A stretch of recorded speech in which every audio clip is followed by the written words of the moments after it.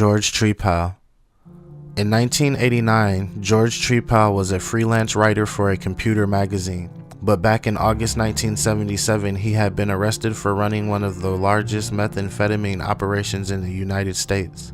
The drug enforcement agents that investigated him documented and claimed that he was one of the smartest chemists they had ever met. George was married to a woman named Diana.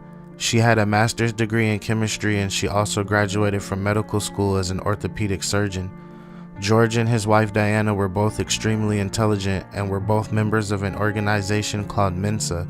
The group was supposed to be for people with IQs in the top 2% of the population. In the fall of 1989, George's wife Diana got into an argument with a neighbor named Peggy Carr.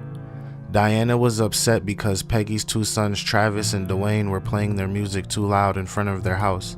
The neighbor Peggy was upset because Diana was cursing at her children. Peggy's daughter Jelena said that at the end of the argument, Diana kept repeating, "This isn't over yet, this isn't over yet." A week after the verbal argument, Peggy was in the hospital after complaining of a severe burning sensation in her hands and feet, nausea, stomach pain, and she said that she couldn't open her eyes. Doctors ran tests on Peggy but could not determine the cause of her illness until one of the doctors that examined her noticed her hair was falling out, and on a hunch, he ran some special tests to determine if she had been poisoned, and it turned out he was right. She had been poisoned with a rare, highly toxic metal called thallium that had been banned in the United States since 1972, and there is no known cure for the poison. When thallium gets into your body, it causes nerve endings and muscles to die. It can also cause delirium, paralysis, coma, and enough will kill you for sure. Tests showed Peggy had 50 times the amount it takes to kill a human in her system. A few days after she was hospitalized, Peggy's two sons Travis and Dwayne also ended up being hospitalized for thallium poisoning as well. Health officials and investigators on the case desperately tried to find out the source of the poison.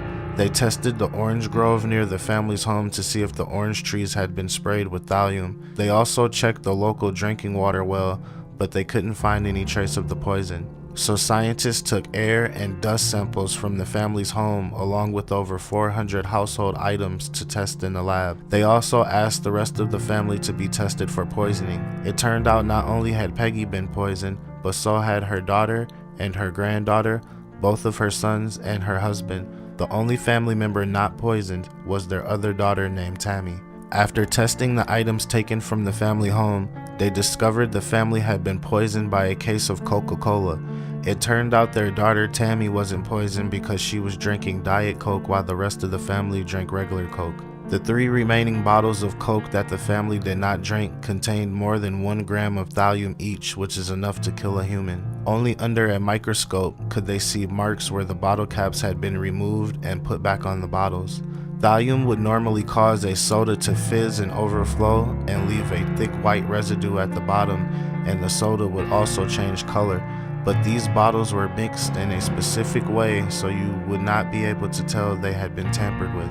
After 4 months in the hospital, Peggy slipped into a coma and died. Detectives were told the case of soda was left on the family's doorstep. The family assumed it was a gift from a neighbor. They were also told about the fight Peggy had with her neighbor Diana, George Trepal's wife. And also, a few months before Peggy's death, the family also received a threatening letter in the mail. FBI profiler John Douglas said that the killer was most likely a white male in his late 30s or older, highly intelligent, resolved conflicts without confrontation, watched violent movies, fantasized about murder. Similar to a bomber's behavior, he wouldn't need to look his victim in the eyes, and he would be very difficult to catch. FBI profiler John Douglas suggested detectives look into the neighbors. The family's only neighbor was George Trepal and his wife Diana. So the sheriff's department sent Officer Susan Gorick undercover to the Mensa group that George Trepal and his wife belonged to. Under a fake name and identity, she spent a weekend with them during a weekend-long murder mystery party they were hosting. When she received a copy of the murder mystery George passed out to the guests, the story he wrote was about a poisoning. The undercover officer befriended George Trepal, and every time she met with him to gather evidence, they were under surveillance. He trusted her so much that when he and his wife moved a year later, they rented their old house to her, and they let her move in before they took all of their belongings out. This gave detectives the opportunity to search George Trepow's house and garage. After sending everything to the lab, results showed that one of the bottles found in his garage contained thallium. They then searched his new home and found a notebook he titled General Poisoning Guides, filled with excerpts from books used by police, including one called Death by Poison, and pages detailing the effects of thallium. With the amount of circumstantial evidence gathered by police, George Trepow was charged with the murder of his neighbor Peggy Carr and the attempted murders of her whole family. Police believe George Trepow hated his neighbors and their children, but after sending a threatening letter to scare the family away didn't work, he bought a pack of soda, carefully removed the tops, and laced each bottle with poison, and then placed it on his neighbor's doorstep, which was the same story he wrote in his murder mystery.